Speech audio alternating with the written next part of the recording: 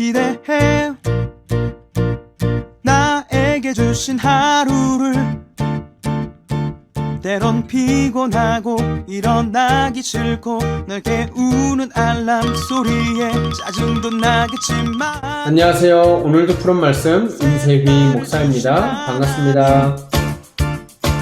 주무시지 않고 나를 지키셨네. 오늘을 나에게 주셨네. 새 말씀 안에 주가 주신 사랑과 은혜와 능력. 하나님 말씀 역대하 18장 28절부터 34절 말씀. 이스라엘 왕과 유다 왕 여호사밧이 길르앗 라못으로 올라가니라. 이스라엘 왕이 여호사밧에게 이르되 나는 변장하고 전쟁터로 들어가려 하오노니 당신은 왕복을 입으소서 하고 이스라엘 왕이 변장하고 둘이 전쟁터로 들어가니라. 아람 왕이 그의 병거 지휘관들에게 이미 명령하여 이르기를 너희는 작은 자나 큰 자나 더불어 싸우지 말고 오직 이스라엘 왕하고만 싸우라 한지라. 병거의 지휘관들이 여호사밧을 보고 이르되 이가 이스라엘 왕이라 하고 돌아서서 그와 싸우려 한즉 여호사밧이 소리를 지르매 여호와께서 그를 도우시며 하나님이 그들을 감동시키사 그를 떠나가게 하신지라. 병거의 지휘관들이 그가 이스라엘 왕이 아님을 보고 추격을 그치고 돌아갔더라. 한 사람이 무심코 활을 당겨 이스라엘 왕의 갑옷 솔기를 쏜지라. 왕이 그의 병거 모든 자에게 이르되 내가 부상하였으니 내 손을 돌려 나를 진중에서 나가게 하라 하였으나 이 날의 전쟁이 맹렬하였으므로 이스라엘 왕이 병거에서 겨우 지탱하며 저녁 때까지 아람 사람을 막다가 해가 질 즈음에 죽었더라. 아멘. 오늘 본문에 보면 북이스라엘하고 남유다가 연합을 해서 아람과 싸우는 장면이 등장을 하고 있습니다. 여러분 이상하지 않습니까? 북이스라엘하고 남유다는 앙숙 같은 두 나라였어요. 서로 못 잡아먹어서 안달인 두 나라였어요. 그런데 오늘 무슨 일인지 두 나라가 똘똘 뭉쳐가지고 아람을 공격하고 있습니다. 왜 그랬냐면 이 길르앗 라못이라는 지역이 있습니다. 이전에 아람과의 전투에서 이 길르앗 라못이라는 지역을 빼앗겼거든요. 그러니까 이 지역을 다시 탈환해 오기 위해서 두 나라가 동맹을 맺어가지고 아람을 공격할 준비를 하고 있는 거죠. 여러분 이전에 이 장을 보면 어떤 장면이 나오냐면 이 전쟁을 하기에 앞서서 신탁을 받는다고 하죠. 하나님의 말씀, 하나님의 메시지를 듣고 출격을 하는 이 관례가 있었어요. 전쟁을 하겠다 하면 군사를 모으고 그대로 출격하는 것이 아니라 전쟁을 하려고 하는데 어떻게 되겠습니까? 하고 하나님의 선지자를 불러서 하나님의 말씀을 듣고 가요. 근데 아왕이 미가야라는 선지자를 불러가지고 하나님 말씀을 들었는데 미가야 선지자가 이 전쟁을 하려는 분위기에 찬물을 끼얹는 겁니다. 왕이시여 그 전쟁 분명히 패배합니다. 그 전쟁 분명히 말아먹습니다. 심지어 아왕 당신도 죽습니다. 이게 웬 날벼락이에요. 지금요 아왕은 남유다도 도와주겠다. 자기도 군사를 모았겠다. 아람을 치기만 하면 길르앗 라못을 다시 한번 가져올 수 있다는 확신에 빠져가지고 하나님의 선지자 미가야의 메시지는 그냥 통과 의례로 그냥 형식적으로 듣고 출격을 하려고 했던 거거든요. 그런데 미가야가 전혀 다른 예언을 하니까 그 말을 듣는 것이 아니라 그 말을 조롱하고 무시하고 전쟁을 시작합니다. 그런 일이 있을 수 있냐? 네가 하나님의 선지자냐? 네가 그러고도 하나님의 말씀을 대언하는 선지자라고 할 수 있느냐? 온갖 조롱이란 조롱은 다 뱉어낸 후에 전쟁을 시작합니다.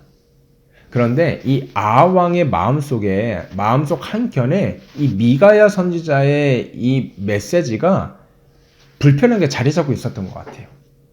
하나님의 선지자 미가야의 이 말씀이, 하나님을 대언한 이 말씀이 불편하게 자리 잡아서 이 아합 왕이 여호사밧을 배신하는 술수를 쓰기 시작합니다. 그것이 29절이에요. 이스라엘 왕이 여호사밧에게 이르되 나는 변장하고 전쟁터로 들어가려 하노니 당신은 왕복을 입으소서 하고 이스라엘 왕이 변장하고 둘이 전쟁터로 들어가니라. 여러분, 왕이 자신의 오늘 옷을 친히 벗어서 누군가에게 입힌다? 이것이 굉장한 영광 같잖아요. 여러분, 하지만 이게 굉장히 무서운 술수입니다. 전쟁에서 왕이 자신의 의복을 벗어서 부하 장수를 주거나 아니면 다른 누군가에게 입히는 경우가 딱 한 가지 예가 있어요. 그게 언제냐면 전쟁에서 패했을 때, 패해서 퇴각하고 있을 때 적의 추격을 막기 위해서 자기가 왕이라는 것을 숨기기 위해서 자기의 왕복을 충성스러운 부하 장수에게 주고 자기가 장수의 옷을 입어서 적으로부터 왕을 보호하는 일종의 계략인 거죠. 그런데 지금 아합은 전쟁을 시작하지도 않았고 패배해서 퇴각하지도 않았고 지금 기세등등하게 전쟁을 시작하려는 바로 그 찰나에 지금 이런 제안을 여호사밧에게 하고 있다는 거죠. 무엇입니까? 하나님 말씀을 거부했지만 마음 한켠에 찝찝함이 있었다는 거예요. 여러분, 그런데 실제로 이 아합 왕의 계략이요, 좀 효과가 있었던 것 같아요. 왜냐면 30절에 보니까 이렇게 말하고 있습니다. 아람 왕이 그의 병거 지휘관들에게 이미 명령하여 이르기를 너희는 작은 자나 큰 자나 더불어 싸우지 말고 오직 이스라엘 왕하고만 싸우라 한지라. 그러니까 아람 왕이 내놓은 계략이 무엇이었냐면, 야, 장수들 칠 생각하지 말고 오직 이스라엘 왕만 잡아, 왕복을 입은 놈만 잡아야 돼. 그렇게 이미 작전을 내린 거예요. 그러니까 아합 왕의 계략은요, 어떻게 보면 적중했다고 볼 수 있죠.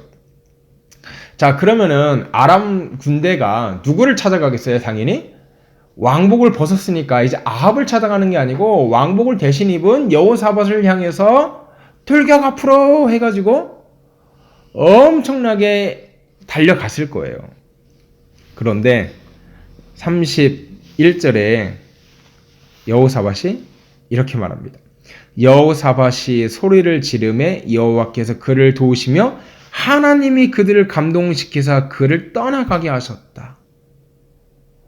여호사밧이 적들에게 둘러싸여가지고 죽임을 당한 위기에 처하니까 여호사밧이 하늘을 들어 부르짖은 거예요. 하나님 살려주세요! 이렇게 부르짖은 거죠.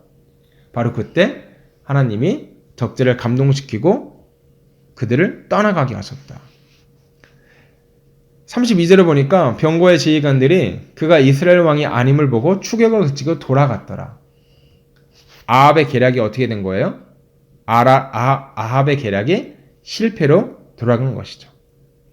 아합의 병사들은 성공적으로 속였어요. 그래서 여호사밧을 향해서 힘차게 달려가게 했습니다.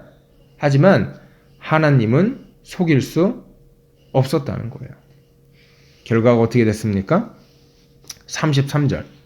한 사람이 무심코, 이게 중요합니다. 무심코 활을 당겨 이스라엘 왕의 갑옷 솔기를 쏜지라. 왕이 그의 병거 모는 자에게 이르되 내가 부상하였으니 내 손을 돌려 나를 진중에서 나가게 하라 하였으나 이날의 전쟁이 맹렬하였으므로 이스라엘 왕이 병거에서 겨우 지탱하며 저녁 때까지 아람 사람을 막다가 어떻게 됐어요? 해가 질 즈음에 죽었더라. 아멘.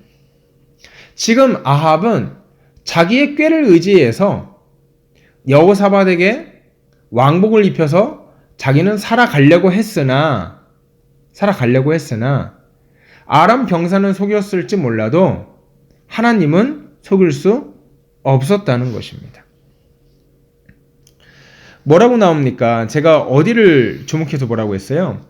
무심코 활을 당겨 쏘았다. 병사 중 한 사람이 그냥 무심코, 그냥 우연이에요. 우연히 활을 탁 쐈는데 그게 누구에게 맞았다? 아합 왕에게 맞았다는 거죠. 그렇습니다, 여러분. 안전을 자신하였던 자기의 머리를 의지해서 변장의 기술을 통해서 자기가 안전할 것이다 자신하였던 아합 왕은요, 무심코 쏜 군사, 일개 군사의 화살에 맞아서 숨지고 맙니다. 우연히 변장을 이긴 거예요. 여러분, 우연은요, 하나님께 속한 하나님의 지혜로운 전술이었어요. 이게 우연 같아 보이지만요, 하나님께서는 이 우연을 통해서 아합 왕을 제거하십니다. 여러분, 우리는 이것을 통해서 무엇을 배울 수 있나요? 사람의 지혜로움과 전술과 계략과 치밀함보다 하나님의 우연이 더 안전하다는 거죠.